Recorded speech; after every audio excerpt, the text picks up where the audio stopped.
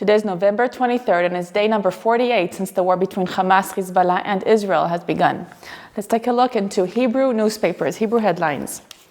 The head of the National Security Council says that the release of the women and children will take place only tomorrow. Now, we knew yesterday that was supposed to be today, so the news is that it is tomorrow. In Yediot Achronot, it reads, "We're on the way to a deal with Hamas. The families of the hostages are expecting good news, waiting for them, mechakim lahem." The first article reads, Israel b'milchama, Israel is at war, and families, tens of families, are waiting for the good news that their loved ones are going to come back. It says the commitment of Hamas is to release 50 hostages, mainly children, mothers, and older women. It will happen in 4 different beats, about 10 to 13 each day. And Israel is committed to give a 4-day ceasefire at least, and releasing 150 female prisoners in the Israeli prison, releasing them, including some minors. Also, Israel will permit fuel going into Gaza and humanitarian aid. And Israel will stop the aerial explosions for 6 hours every day at least. Not only explosions, but surveillance and all. The next article also reads, Mechakim l'chatufim, waiting for the hostages. These are about the families that they don't have, their family members are not children or mothers. They're sons or fathers or soldiers, and it's not their turn yet. So that's joy mixed with sadness. They are waiting for their turn. Mechakim l'chatufim, again, waiting for the hostages. This is about the preparation to receive the hostages back. It's the first time that Israel is dealing with such a large number of hostages, children also. It says the social services and the health services are dealing with a new situation.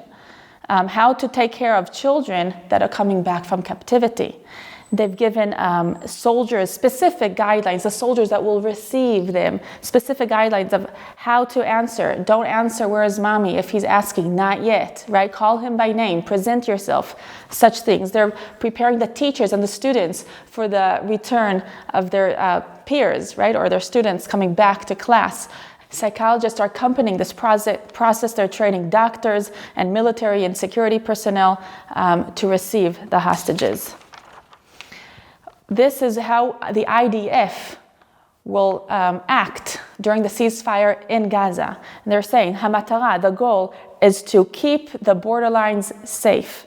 So the IDF will continue to be in Gaza and the areas that they're in control of. They'll continue to be there. They won't ceasefire unless there's a threat. Hezbollah's head, Nasrallah, it says he will respect the ceasefire. We'll wait and see.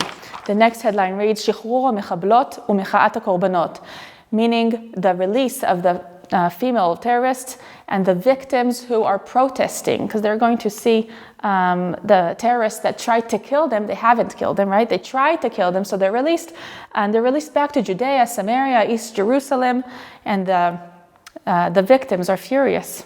Here's some faces of some of the female terrorists that will be released, with stories about what they've done. Next is the Giborim shelo yeshuvu, the mighty ones, the heroes that will not return. Eitan was 21 from Alon Shavot. Liron is 25 from Yeshuv Ofran. He says he insisted to go into fighting. And Shani Gabai, she was in the party on October 7th when the huge massacre happened. And only yesterday they found her body. It took a long time to find her body. Sipurim hem bayit, stories are home. And this is by an author, a children's author that's promoting bedtime stories. Take time with your stories. We see in here a picture how he's explaining how the bedtime story is a safe spot with your parents in the middle of war. And he's hoping that the hostages will come to home and be able, the hostage children will be released home and be able to hear stories from their parents before going to bed. The last article reads Baby Be'eri. Be'eri is one of the hard-hit kibbutz that got hit on October 7th. They're saying that since the beginning of the war, 17,629 babies were born in Israel, and the parents are naming them Zionistic names that are related to this time, like Barry and Oz. It's just very encouraging. And they're saying when we call him Oz means strength. He says we remember that God gives strength to his people. Oz is also another name of the kibbutz that was severely hit. So these are the main articles in the Hebrew headlines. We're waiting for more news about the hostage release. For more stories, go to All Israel News. Follow us on social media and YouTube. This is Rotem again for All Israel News.